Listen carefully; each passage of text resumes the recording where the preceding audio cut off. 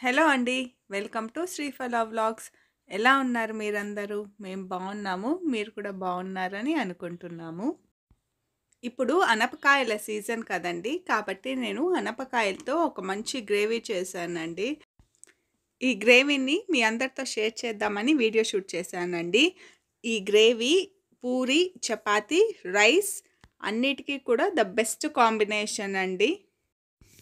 ఈ కర్రీ చేయడానికి ముందుగా నేను 1 కప్ మెజర్మెంట్ తీసుకుంటున్నానండి. 1 కప్ శనగ్గింజలు తీసుకుంటున్నాను. శనగ్గింజలు బాగా ఫ్రై చేసుకోవాలి.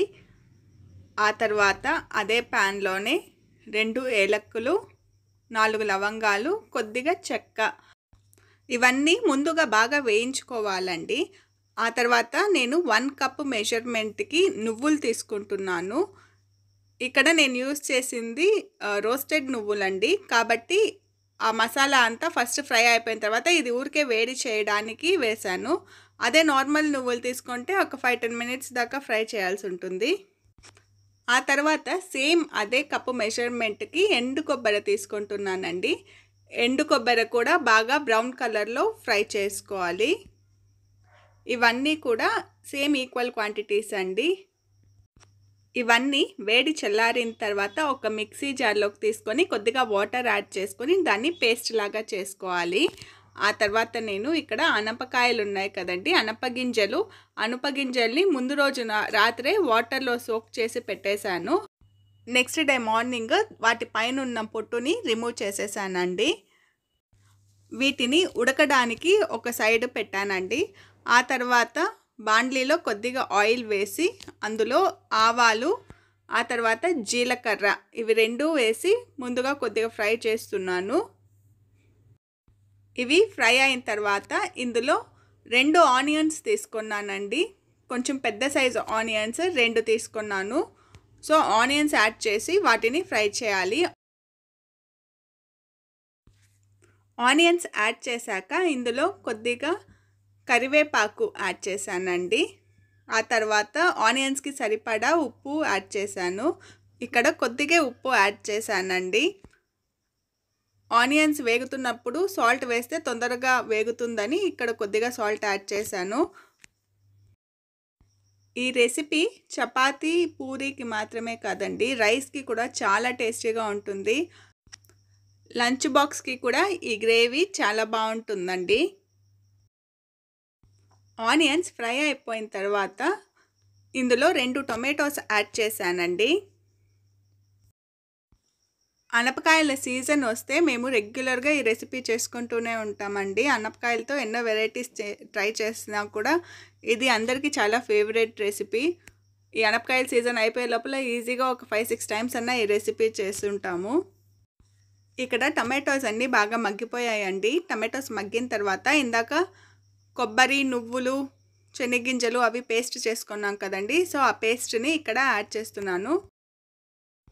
ఈ పేస్ట్ని యాడ్ చేసిన తర్వాత ఒకసారి వీటన్నిటిని బాగా మిక్స్ చేసుకోవాలండి. ఈ పేస్ట్ని అప్పుడప్పుడు కలుపుతూనే ఉండాలండి. ఇది ఆయిల్ వదిలే వరకు కూడా వీటిని ఇలాగే కలుపుతూ ఉండాలి. ఒక 5 మినిట్స్ వదిలేసి కలుపుతూ ఉండాలండి. ఈ మధ్యలో మేము బాగా తీర్థయాత్రలకు అయితే వెళ్తూ ఉన్నామండి. ముందుగా అయితే ఫస్ట్ తిరుత్తణి వెళ్ళామండి, సుబ్రహ్మణ్య స్వామి క్షేత్రము. మా ఊరు నుంచి తిరుత్తణి జస్ట్ 2 అవర్సేనండి. అసలు అనుకోకుండా ప్లాన్ చేసుకొని వెళ్ళాము. ఇక్కడ చూసారా అండి, ఇది తవాని వదిలేస్తుంది కదండి. ఇలా వదిలేసిన తర్వాత ఇందులో 2 స్పూన్స్ దాకా నేను కారం పొడి యాడ్ చేశానండి. ఆ తర్వాత ఈ గ్రేవీకి సరిపోయేంత సాల్ట్, పసుపు ఈ 3 యాడ్ చేసుకొని బాగా మిక్స్ చేసుకోవాలండి. ఈ కారం అంతా కూడా పచ్చి వాసన పోయే వరకు ఫ్రై చేసుకోవాలి. ఇప్పుడు మళ్ళీ మా టూర్ విశేషాలకు వస్తేనండి, మేము మార్నింగ్ 9 గంటలకు అనుకున్నామండి ఎక్కడైనా క్షేత్రానికి వెళ్దామని. మాకు దగ్గరలో తిరుత్తణి, షోలింగర్ ఇవి 2 కూడా చాలా దగ్గరండి. తిరుత్తణికి 2 గంటలు, షోలింగర్ అప్రాక్సిమేట్గా 1.5 గంటలో అలా వెళ్ళిపోవచ్చు. కాబట్టి ముందుగా మేము షోలింగర్కి అయితే నేను ప్లాన్ చేసుకోలేదండి. ఎందుకంటే షోలింగర్లో నరసింహస్వామి వారు కొండపైన వెలిసి ఉంటారు. ఆ కొండ ఎక్కాలంటే కొద్దిగా కష్టం అండి. 1300 మెట్లు ఉంటాయి ఎక్కడానికి. సో ఎక్కలేనేమో వద్దు అని ఫస్ట్ అయితే డిసైడ్ చేసుకున్నాము.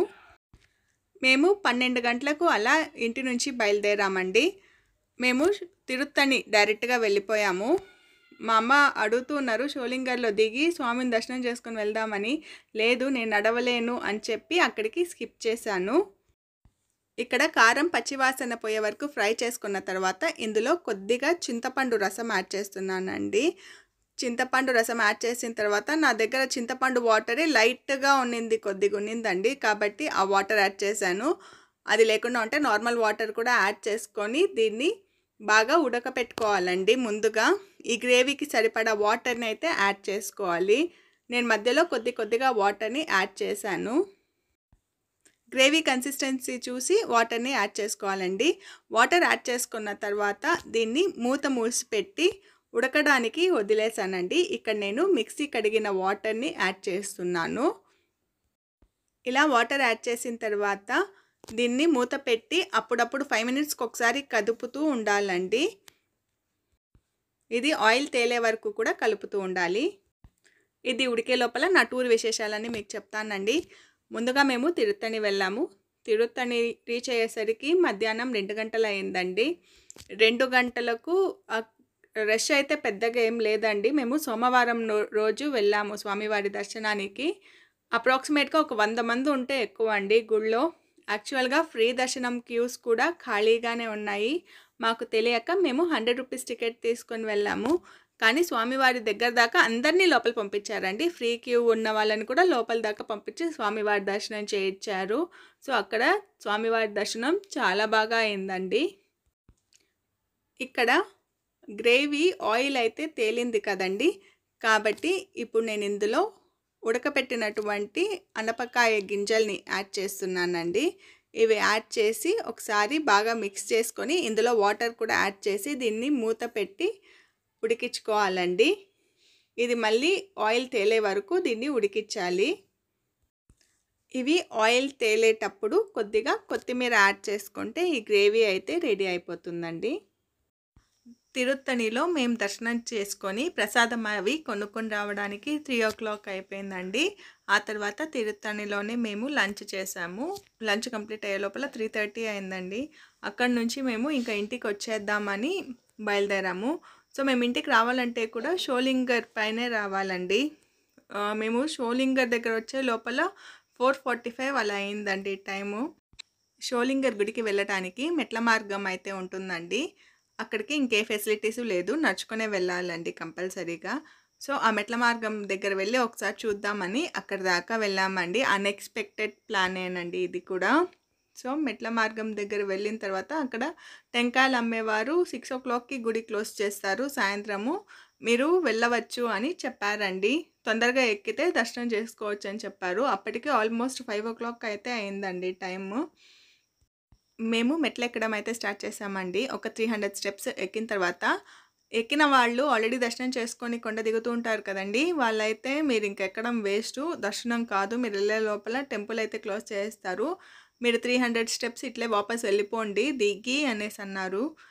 మాకు 300 ఎక్కిన తర్వాత మనసు అయితే లేదండి, ఏదైతే అది అవుతుంది, ఫస్ట్ మెట్లు ఎక్కి చూద్దాము, ఒకవేళ మేము ఎక్కే లోపల టెంపుల్ క్లోజ్ చేస్తే గోపురాన్ని దర్శనం చేసుకొని వద్దాం అనే ధైర్యంతోనే ఇంకా ఎక్కామండి.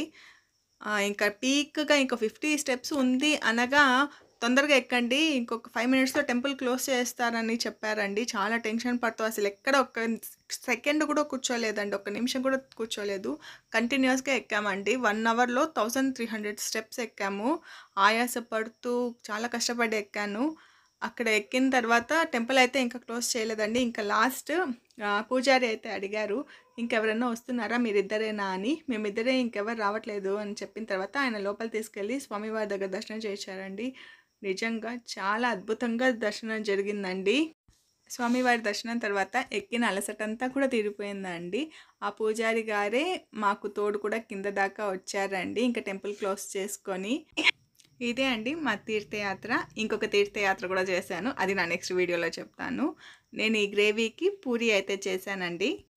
ఈ గ్రేవీ చాలా బావుంటుందండి. మీరు తప్పకుండా ట్రై చేయండి. మీకు ఈ రెసిపీ నచ్చిందని అనుకుంటున్నాను. ఒకవేళ నచ్చితే లైక్, షేర్ అండ్ సబ్స్క్రైబ్ చేయడం మాత్రం మర్చిపోకండి. థ్యాంక్ యూ ఫర్ వాచింగ్ అండి. నా నెక్స్ట్ వీడియోలో మళ్ళీ కలుద్దాం. బాయ్.